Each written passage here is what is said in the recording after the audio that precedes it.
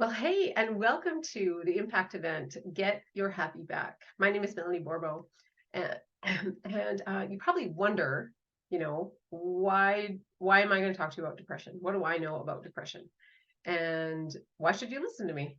So, I have a business called Building Impact Makers, and in over the course of probably 5 or 6 years, I have worked with many, many people with depression and anxiety, actually, to help them to overcome those conditions naturally with lifestyle, um, no medication. And so I have worked with, many, many people, and I have worked closely with them. Like, I'm talking one on one with people for 8 weeks at a time. And sometimes more than that. Sometimes I've worked with some people for like 20 weeks at a time, as a coach, as a mentor. And so I feel like I can definitely give you some tips on how to overcome depression and anxiety naturally. Everything I do is about natural. I believe that the whole body, the mind, the body, the spirit, everything is connected. And when we impact or affect one area, if something affects one area, it's going to impact other areas. And so to me, it's all about finding the root cause as opposed to just hammering out things for symptoms, right? I'm a healthy lifestyle coach, and I was trained to look for the cause of something as opposed to, like I say, the symptoms. So that I've taken that same kind of approach into, well, all the coaching that I do, but even more specifically to depression. So I like to, when I coach people, I like to ask them, what's hard about your health? What's hard about your mental health? What's hard about, this last week, and so many of the questions that I got, or people that give me the answers to that question were, some of them were, how do I know that I'm depressed? What are some of the symptoms of depression, and what causes depression? And so that we're going to cover all of that today. I'm going to try and keep this impact event to 30 minutes. And so therefore I want to give you a little bit of, I definitely want you to take home some of those answers to questions, but also some tips, some tools that you can actually use right now to start to improve your mental health, whether it's depression or just, other kinds of mental health issues. I believe that a lot of these things can give peace in chaos, can give strength in weakness. And so, yeah, so that's kind of what our plan is for today, is we're going to dive into some of these questions, and then I'll finish it out with some tools for you. Sound fair? Okay, fantastic. So this, I want to kind of go like, how do I know, or how does somebody know if they have major depression? Because there's minor depression, and there's different levels of depression, and there's depression that happens for different reasons. There's situational depression, and and that can be like if something happens, an emotional event happens, you lose a loved one, you lose a job, you um, get a divorce. Like, all of these things are emotional situations that cause depression for a time. The difference between that and major depression, which is something that has to be addressed and looked at, is that just kind of the length of time and the amount of symptoms that come with it. So if, like I say, if you've had some sort of emotional situation, then, there may be grieving in that process. Grieving is different than depression. Sometimes they get put in the same category, but grieving is a different game, and we could talk about that on some other impact event. But tonight we're just going to focus on depression. So if you've had a situational that's caused some sort of emotional upset, still I can still definitely help you through that, but just know that it will likely pass with time. If you want to speed that up, then definitely reach out.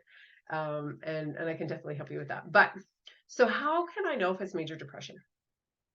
So here are some of the symptoms of or yeah, some of the symptoms of depression. So it's like deep sadness or emptiness, apathy or loss of interest. All of a sudden, you just don't care, right? The thing that you used to love doing, you just don't care anymore. It's like whatever, I don't care, right? Whatever. Agitation or slowing down. Now, some people can get, like I said, really agitated. They can be like, oh, life is crazy. Or they can just start to really slow down the way that they talk, the way that they walk. And sometimes people don't see that on their own. Sometimes it takes a loved one to say, like, man, how come you're walking so slow? Or you see a video of yourself and all of a sudden you're like, man, how come I'm so slow? Like, how come I'm walking so slow? That can be a symptom. Sleep disturbances. Now, there's a couple different ways that it can affect our sleep. We can either not get good sleep, like not be able, we can have insomnia and not be able to sleep, or we can end up sleeping way too much, like 16, 18 hours a day. I've heard of some people sleeping 20 hours a day, which to me is so bizarre. I mean, I don't even know how you have time to eat in that time. But weight or appetite changes is another one. And again, weight can be either overweight or underweight, depending on, if you're eating or maybe what kind of food you are eating. Lack of concentration. If all of a sudden you just find yourself like, man, I can't focus on, I set out to do this today and I didn't even touch it. I didn't get anywhere near it. Like I just couldn't focus on anything. I can't read a book and I just get unfocused, right? These are things to pay attention to. Fatigue, like I said, is another one, just causing you to sleep a lot more than you ever have before. But even just not having energy, just like sort of dragging yourself through the day. Oh, I can't wait to be done this day. I just want to nap. I just want to have a nap, right?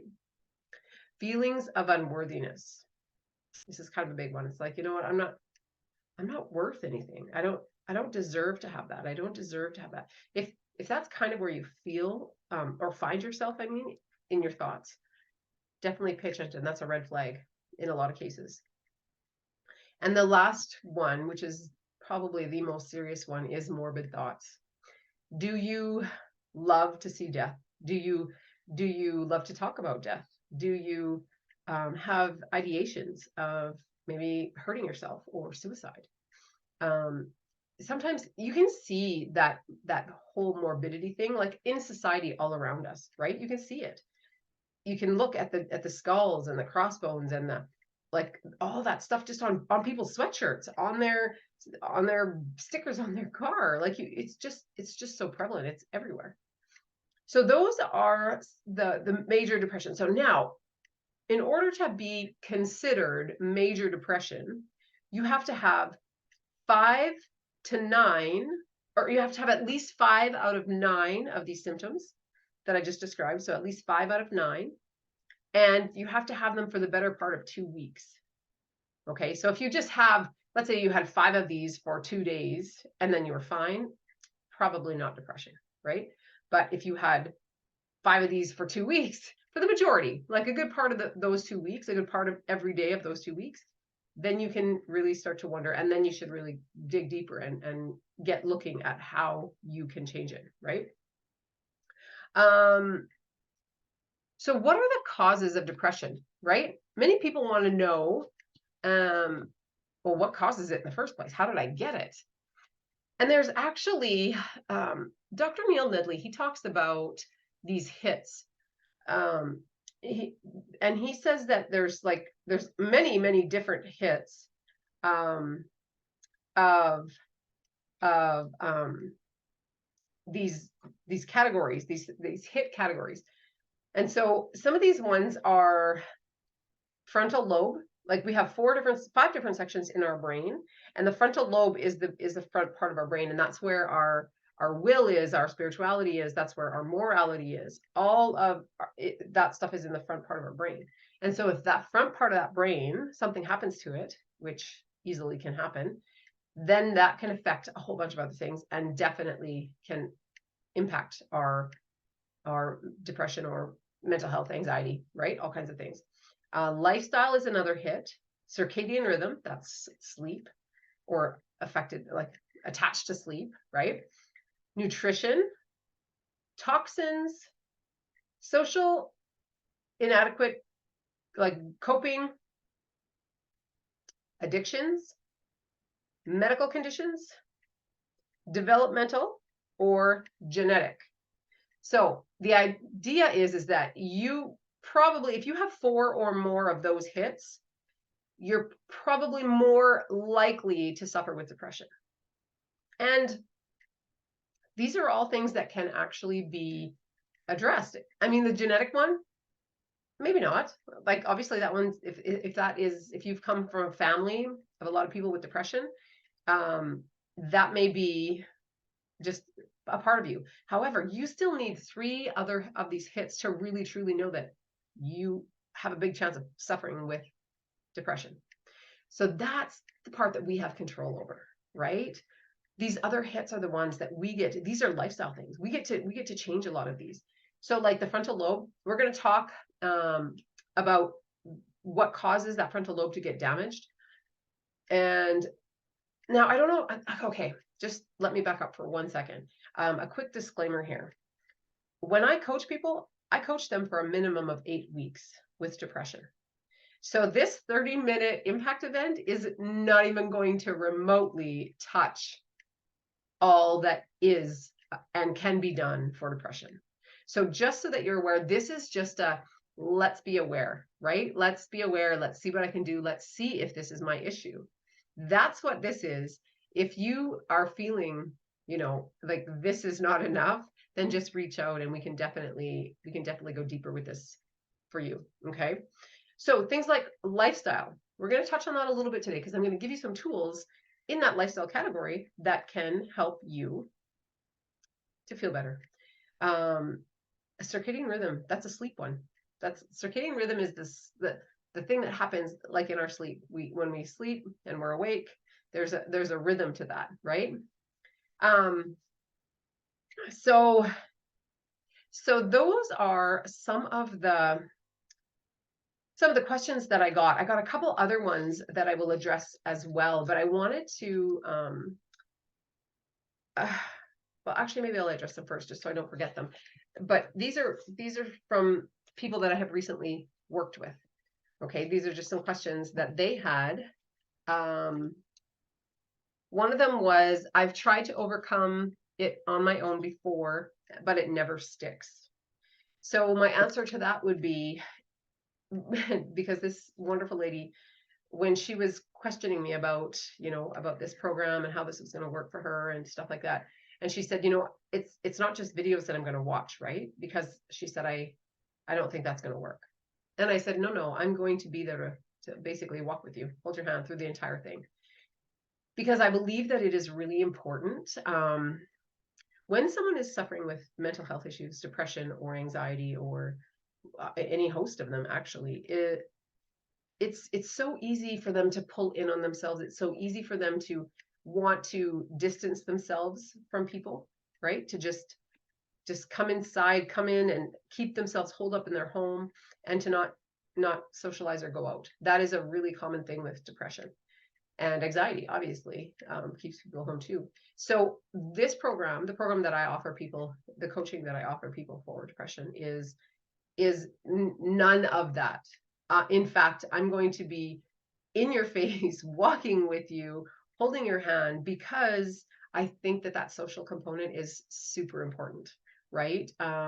That's one of the biggest stumbling blocks is if you don't have a strong social network, that can lead to depression too. So that's why I told this lady, I said, no, it's not just videos you'll watch on your own. I will be with you. We will go through stuff together. And then there's an accountability piece in there as well. Because the next question that I got, or that I heard, was, well, I guess it was more of a comment, but she said, people don't talk about the fact that we can get really comfortable in depression. Meaning that I don't need to get out of this. I can just stay in this zone and I'm fine. I've learned how to cope with it. I'm just going to be here. So that's the other reason why it's important to have someone walk with you on this journey, because it is way harder to say no to someone else than it is to say no to yourself. I know this. When I at one point in my life, I decided, or I thought I should run, I wanted to do a triathlon. Well, for starters, I don't swim. I don't know how to put my face in the water and swim, right? And so you have to swim, run, and bike on this triathlon. And so I'm like, okay, well, I have to learn how to swim. Like, I better figure this out. And so I went to a swimming pool, and the coach there, he's a swim coach, and he pushed me further than I ever would have done on my own. The first time that I was there, within that first hour of that first lesson, he had me swimming with a snorkel mask on my face and putting my face in the water. One of my biggest fears. He had me doing it within an hour. I never, ever would have done that on my own. And it was true, because as long as he was coaching me, I was just going great guns. I was doing fantastic, because he didn't take no for an answer. He was just like, no, like, get to work. Enough excuses, right? Guess what? He then got transferred to a different job, so he wasn't working at this pool anymore. And so I still thought, okay, well, I'm going to go and I'll do what he taught me to do. It never worked. It never worked. I never, ever did that triathlon, because I never, ever learned to swim with my face in the water, because I just wouldn't do it. And then pretty soon I just got, I'm not going to go tonight. No, I'm not going to go tonight. The excuses got bigger than the desire I had to do it. And so that's why it is so important, like I say, to have someone walk with you on this journey, because there's accountability. Like, hey, did you do what I asked you to do? Oh, why not? Right? Oh, as soon as we know that someone's going to ask us if we actually did the thing that we said we were going to do, now it gives us more motivation to do the thing. So that's why this program is designed to be one-on-one, which means I can only coach so many people in an 8-week period, right? Like, my time is not unlimited, but it doesn't matter, because the results in that short amount of time are much higher than if we were, doing it a group or something like that, right? There is benefit to group coaching too, because I've seen that in action as well. But for now, God just has me doing individual coaching with people. Okay, so I want to leave you guys some tips. I noticed that I'm running out of time already, so I definitely want to take you to some lifestyle things that you can, like I say, you can implement right now, today. Okay, so this one, mastering the art of intentional thinking. Okay, there's a whole subject on what we tell ourselves, the stories we tell ourselves. There's a whole component inside the coaching program that is devoted to what are the thoughts in our head. Are they true? Are they not true? Like, that whole thing. So I'm not really going to get into that part right now, except this is, so for 14 days, 2-week period, you are going to, if you take the challenge, if you want to jump in and take this challenge, you're going to speak nothing negative or critical about yourself, about other people, or about any circumstance. Now, that doesn't mean that you can't still discipline your kids, or, share how a coworker is supposed to do something, whatever, because you can figure out how to do it in a way that's not critical or negative. So for 2 weeks, you want to watch your thoughts like a hawk. What am I thinking? What am I saying? And when you catch yourself reverting back to the negative, which unfortunately we actually do that, then you have to start all over again. And I mean, I know that this sounds really hard, but if you want to master something, then you have to do the hard things, right?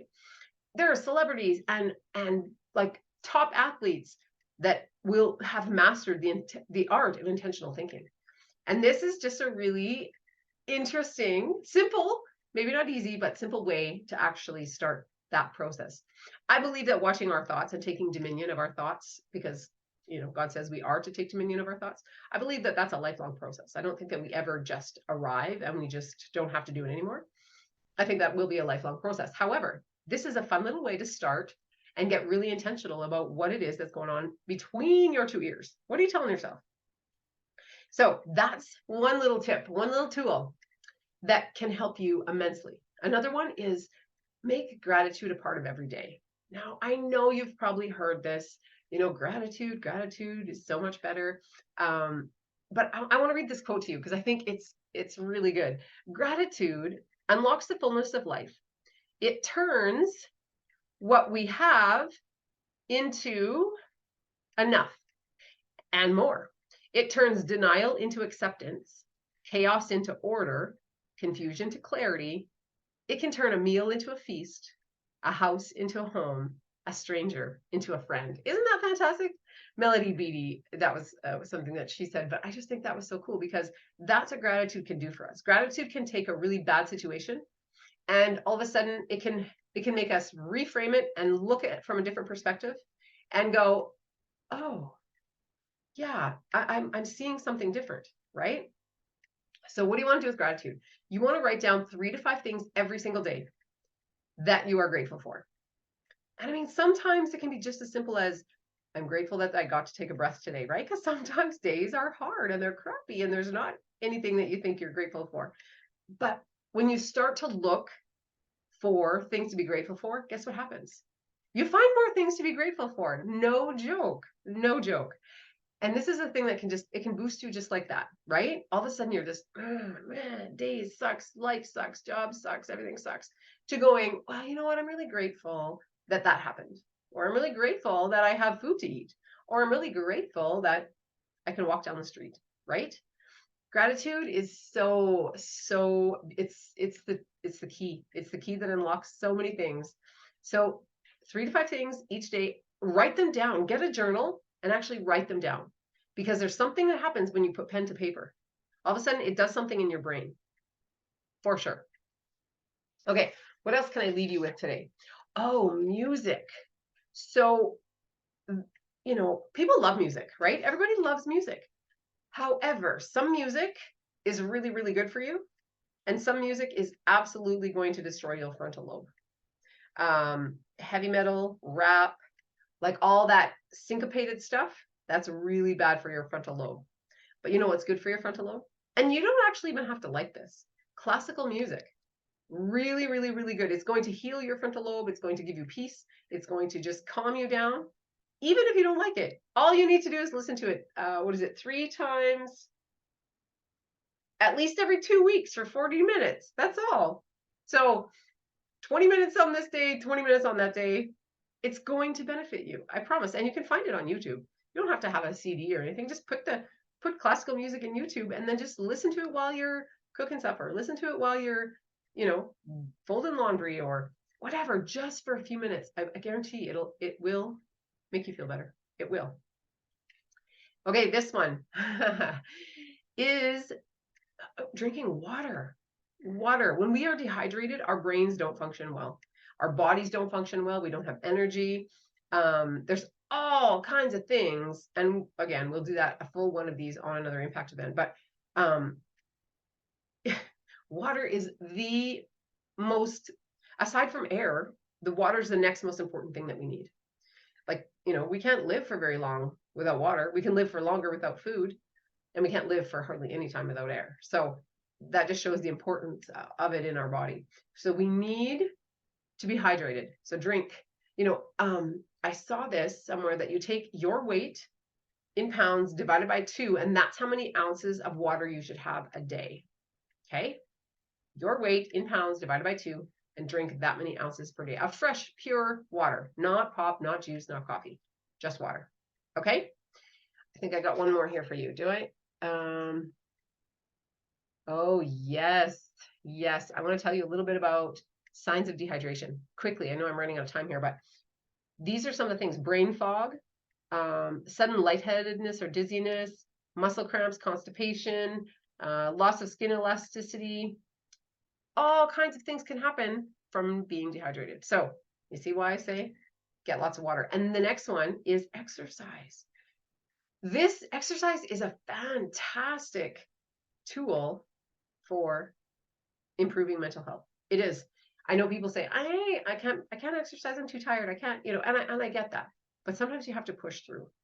even if you're feeling really down and low and gross and yucky, and you're like, I'm not working out, I'm not going anywhere, then just go for a walk, right? Get outside, because that fresh air, again, that's something we'll talk about in the coaching program, but fresh air is another thing. Sunshine, amazing, right? Amazing. But just go for a walk. You will feel it. It releases endorphins. Any kind of exercise releases endorphins. So go for a swim, go for a walk, go for a hike, like whatever. If you can't actually work out, if you can't actually do the workouts and lift the weights and or whatever, just get walking. Take your dog out, take your best friend out, take your spouse out, take your kids out. It's beautiful. Walking is so beautiful, and it's so good for you. So good for you on so many levels. So that one is absolutely going to just lift you. Okay. I got one more, because I believe that our environment plays a big part in our mental health. And so just think about your bedroom, or think about your living room, or wherever you may go to relax, right? If that atmosphere, environment is filled, all messy, cluttered, everything's everywhere, that takes a toll on your mental health. Truly. Just go clean it up, organize a little bit here and there, and just see how much different you feel. And even if it's overwhelming, just start with one cupboard top, countertop, or one drawer, or one closet, right? Then once that's done, you can now do another one and another one. It doesn't have to be, don't take it big, huge bites like I have to organize this whole thing. No, just take a little bit, organize it, pat yourself on the back. And because think about your bedroom. If your bedroom is really cluttered and messy, and it's going to be harder for you to get a good night's sleep, because your brain is as busy as your surroundings are. So if you can sleep, sleep is so important for good mental health. Yeah, you need to get good sleep. Like, and again, I can help you if that's an issue. I can tell you some things that can help with sleep. But so these are just some tools. I see that I'm at the time that I want to keep this at 30 minutes, just so it's a short little snippet for you to dive into. Yeah, so if you want to work with me and you want to have that hand holding and that accountability, and you want to be educated and inspired and motivated all at the same time, then you probably want to reach out to me.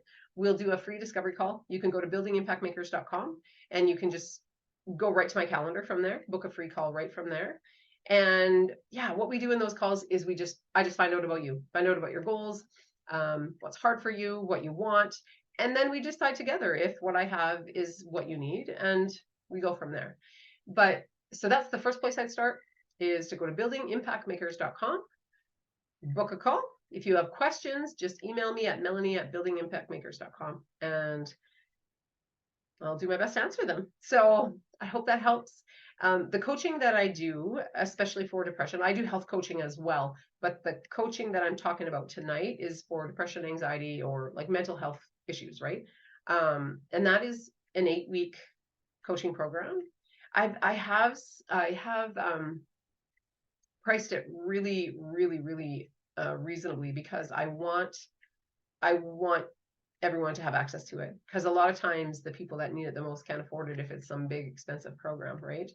And so yeah, so it's not, we can make it work, is what I'm trying to say. So yeah, so reach out, book a discovery call, and let me know. I would love to hear if you used any of these tools, if they kind of hit, if they were bang on, or if they were not what you needed. I'd just love to hear. I'd love to get feedback, because I can only improve these impact events by your feedback. So again, you can email me at melanie@buildingimpactmakers.com and give me feedback, or you can come find me on social media and just let me know there how I can improve, or what you enjoyed, or anything like that. All right. So you have a fantastic day, or night, I guess I should say. And God bless. We'll talk to you again very soon. Bye for now.